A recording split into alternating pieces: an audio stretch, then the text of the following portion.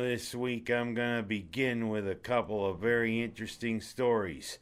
First of them, it's about an operator who was hired by her county's emergency dispatcher service who apparently isn't qualified.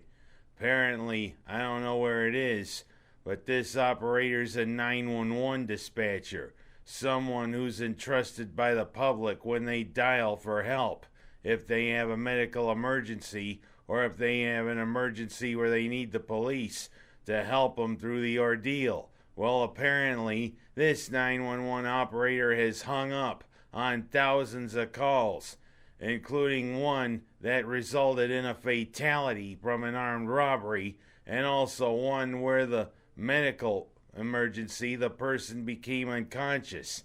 They hung up. "Oh, I don't have time for this," they're quoted as saying sometimes.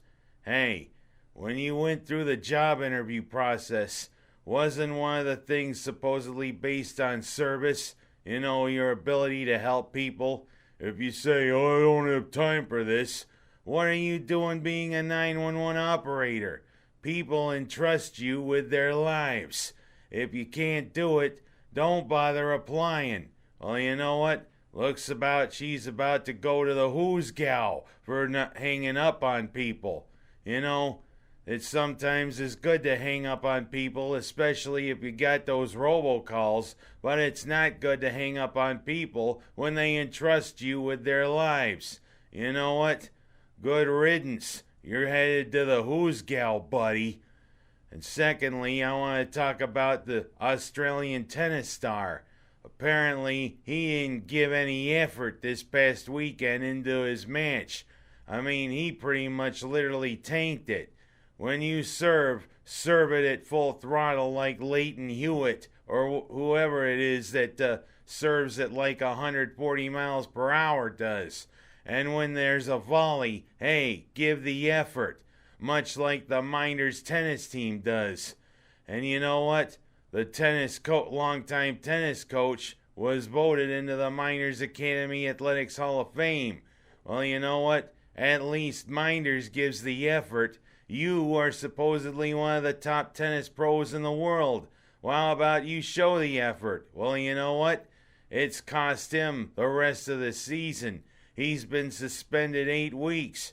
And you know what? He's got to go to a sports psychologist or whatever to get his mojo back. Well, you know what? I want to see mojo out of you. You got to give the effort.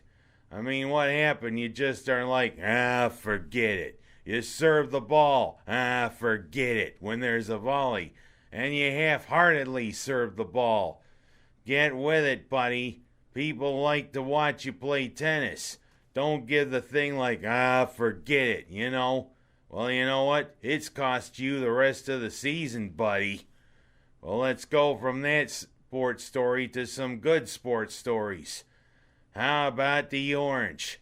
They say this Dino Babers needed a statement win for his season, or a statement win to get the Orange going. Looks like he did. A brilliant 31-17 win over the Hokies on Saturday. You know what? A win like this could help jumpstart a program or jumpstart your coaching tenure. They say coaches, when they come on, need a statement win.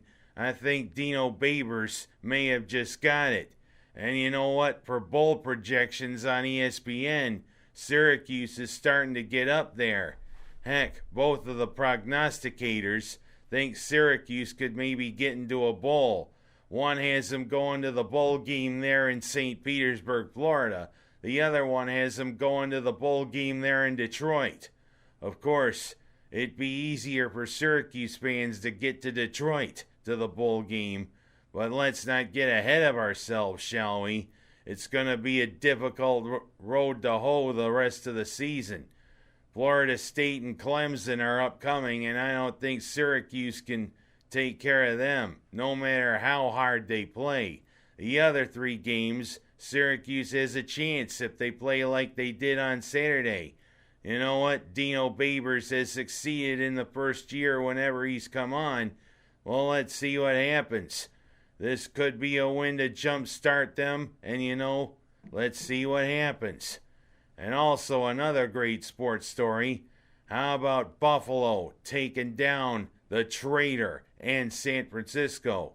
Yes, Colin Kaepernick in San Francisco came to New Era Field. I keep wanting to say Ralph Wilson Stadium. Oh well, that's what happens when you used to saying the other. And Kaepernick again decided to kneel during the national anthem. Well, you know what I did? I took off my hat, stood at attention, even in the SMS parking lot. Take a lesson, Kaepernick, and also get a haircut while you're at it. But you showed, hey, San Francisco's got a long way to go, and Buffalo is riding high, especially with LaShawn McCoy at running back. A wonderful 45-16 victory by the Bills. Good job, guys. And we got the fish up coming this Sunday. Keep it going. And of course, it's playoff time now in Section 5 for both football and for soccer. But of course, Mynderse again didn't qualify for the regular Section 5 tournament. They're in the Connors and Ferris Bowls again. And of course, it's a home game on Thursday night, playing Dansville. Let's make that long journey there that they got to come up from southern Livingston County. One that they say, hey, you don't come to Brock Field. Dansville, be ready for a somewhat surgent Blue Devil team after they crushed Dundee on homecoming night, 34-6. But, I mean, look at the soccer teams. Twice, they got to play Attica. And, I mean, both the boys and the girls. And they don't come all the way here to Seneca Falls. They got to meet halfway. I think the girls have to play at Honeoye Falls, Lima. I think the boys have to play at Livonia High School. Interesting. Well, I mean, I'm going to go from that to a wonderful local story to close out my ranting. And it isn't ranting, actually. Brendan and Nicole Flynn met under very difficult circumstances years ago. Both of them suffered traumatic brain injuries. Both of them are regular parishioners at St. Patrick's and at St. Mary's, the 2 local Catholic churches. And last week on the Eternal Word television network, they shared their story of coming through those difficult circumstances, of how their faith has really made them into a great couple. And I will tell you, having met and talked with them many times, they are a great couple.